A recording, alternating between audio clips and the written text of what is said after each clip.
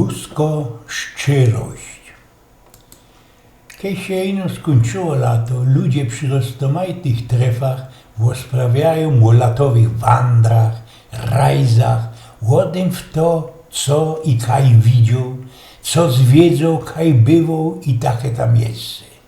Po paru sznapsach ozwał się jeden deczko zwiekowany ujek, który kajsi jest w latach 80. puścił się na rajza swoim Moskwiczem do ruskich. Ecie hopy, ruskie to są naisto najbardziej do porządku ludzie, napocznu ujek Bonuś. Przocielskie, wylewne, Polaków, a tym tuplym Ślązoków mają festelnie radzi. Pamiętam, jak kiedyś bez zima jakoś ich tajla, chyba szwinga mi się serwała we moim autoku. Jakiś ichni bamber z rogą cuk maszyną dociął mnie do wsi, pieniędzy żadnych ode mnie nie chciał, zatem zakludził do ichniego sołtysa, ke jedyny w tej dziedzinie miał telefon. Dał mi zadzwonić. Tajle mogli przyjść dopiero za 3 tydnie, toż też zarostki na loszkaniu poszlagował mi gościna.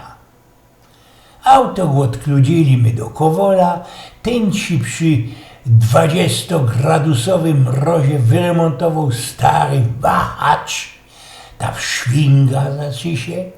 No i tak my musiałech doczkać, ciuciołech się łoszaroku, a to ci już na mnie czekała srogo glaska bimbru i szysel kapusty. I tak jak se chłopi siedział 3 tydnie u tego sołtysa. Na ostatek tajle przyszli, Kowol auto zrychtował, pieniędzy już zaś wziąć nie chcieli, 5-litrowo kana bimbru na droga mi dali. A rzeknijcie mi, ujku, a było to chociaż dobre? Spytał się jeden z nos. Wujek tak kuknął na nos zamglonym weźrokiem i powiedział. Dobre, chłopy, po powrocie do Polski bez pół roku mi włosy i pazurska po tym napitku nie rośli, ale dobre to było, szmektne jak 100 diosków. Eugen z Pnioków.